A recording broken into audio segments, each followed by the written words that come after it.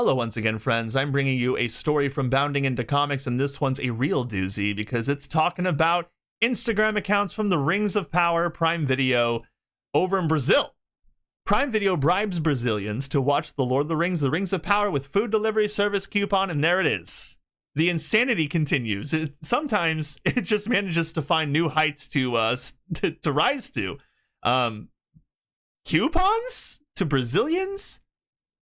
Is the show just so terrible that they have to pay to give people coupons in other countries just to watch it? Let's find out what exactly is going on here. Prime Video bribes Brazilians to watch The Lord of the Rings of Power with a coupon for a food delivery service called iFood.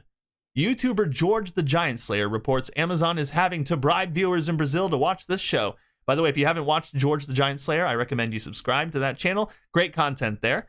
In the video, he shared a number of screenshots from Prime Video Brazil's Instagram account offering a $30 real coupon to iFood, Brazil's largest food delivery service, in exchange for watching the first episode of The Rings of Power. So what, Prime Video teamed up with iFood to offer coupons to Brazilians if they watch the first episode of The Rings of Power, right?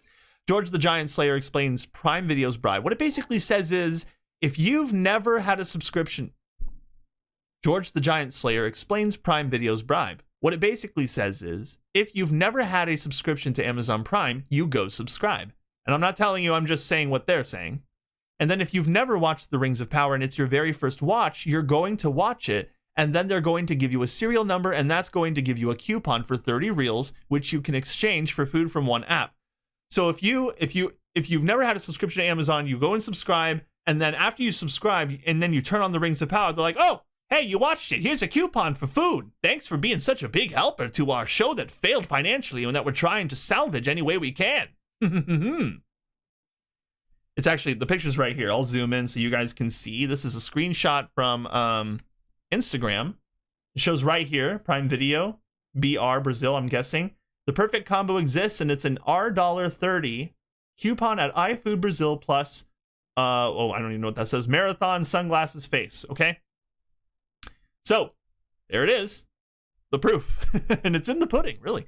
As you can see in the screenshot above, the bribe comes almost 3 weeks after The Lord of the Rings of Power aired its 8th and final episode of Season 1 on October 14th, 2022. Has it been 3 weeks already? I remember when watching The Rings of Power, everything went by so slow, like time went by so slow. I was like, please end, I don't want to watch it anymore, but it would just keep going. And now 3 weeks have passed by ever since the season finale aired, and now I'm just like all happy and excited. 3 weeks have passed. You know, it's been like 6 months. Like, whoa, what? It seems like only yesterday I was talking about the show. One has to wonder if this is part of the $1 billion budget Amazon reportedly had for the show. I mean, if it was, why would they do this? It just seems like such a strange tactic. To offer people food coupons, aren't there more effective ways of marketing the show? And this is weeks after it ended. Why are they doing this? Nevertheless, Prime Video's bribing of Brazilians comes as the Nielsen ratings in the United States were released for the 8th and final episode of the season. The show still failed to be the most watched show of the week in terms of total minutes viewed.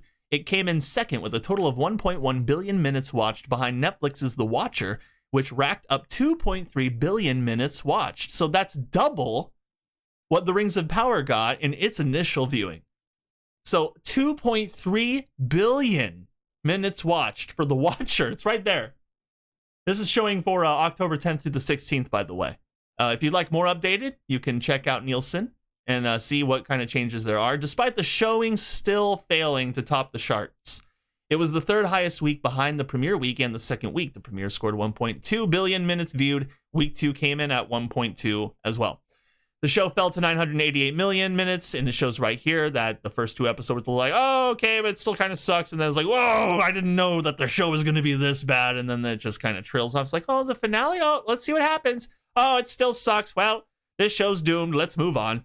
With the show not even managing to ever claim the top spot on Nielsen's streaming numbers, rumors have emerged that Prime Video will sideline showrunners J.D. Payne and Patrick McKay, gosh, I'll never get tired of saying those two names, who repeatedly lied to potential viewers, claiming the show was always going back to the book. Hey guys, look, like everything that we're doing in this show, it's for a reason. It goes back to the lore. You just got to trust us, bros and sis. Okay. A rumor from YouTuber Nerdrotic, hail, go and watch that channel as well. Subscribe. Great content. Claims the series will be rebooted In a recent video, he noted, "We have heard the rumors from my man Chris Gore that the showrunners might end up being Fall Guys, and we might have to wait till after awards season to see if that actually happens." Wow. So I honestly find it interesting that Bounding Into Comics and other news sites now are referring to these YouTubers' channels and content for reliable information because their information sucks. So now they're relying on actual fans of quality entertainment and they're seeking the information out from them. And I think that's hilarious, especially since people have been slamming Nerdrotic and Chris Gore and George the Giant Slayer and other people who've criticized this show the entire time that it's been in existence, basically. So I just think it's really interesting that the tables have turned to such a degree. He then adds, "I also heard that they're going for a full-on reboot with this series and try to pretend that the last 2 months didn't happen. Roll out the publicity, maybe roll out some more influencers and try to get people to binge the Rings of Power. Good luck. Looks like they're doing it with coupons now. The influencers, they didn't do a good job with that since one of them came out and was like, I didn't watch that show. I'll binge it when it's all done and everything." I mean, it's been weeks. Has she watched it? Has she binged it? Who knows? It's a mystery. Nerdrotic went on to state, "And to add to that, what if I told you that the Rings of Power did not start this way? It was never meant to be a woke intersectional disaster. It didn't have not Gandalf. It didn't have repurposed hobbits. It didn't have Halbrand as Sauron, and it didn't have warrior Galadriel. What if I told you this show was usurped by people like Lindsay Weber and Jennifer Selke? And what if I told you that the fan attacks came from the top? More on that in my next Rings of Power video," he teased. As for the rumor Nerdrotic mentions regarding Chris Gore, he told Midnight's Edge in the morning, "I heard from someone who has a connected Amazon that if you want to know that effectively they're going to be retooling and that JD Payne and Patrick McKay are more than likely, they're not going to be publicly fired, but their role will be reduced." So this is just another reminder that these two may have already been sidelined or they're going to, especially since that announcement came out that Amazon is going to be firing thousands of employees this week, which is insane. Jeff Bezos is talking about giving away most of his fortune to politics and climate change.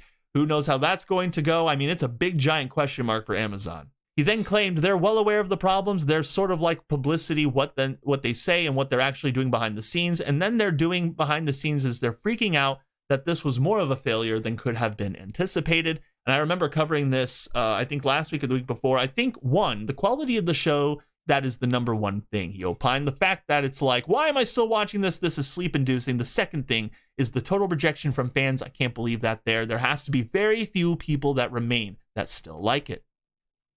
And thirdly, the direct competition from House of the Dragon, the strategically them announcing that they would have it come out at the same time and even like pre-seed and post-seed, so to speak.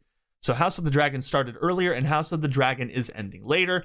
Is the Rings of Power worth a coupon to you, the viewer? That is the big question, especially to people in Brazil who are interested in this show or interested in coupons, I guess. Is it worth it? I mean, does this seem like a good marketing strategy to you? It doesn't seem like a good marketing strategy to me, but I wonder what other kind of marketing strategies they have going on that people don't know about. Thank goodness George the Giant Slayer pointed this out, but what in the world is going on? It's all a disaster. It's all a disaster.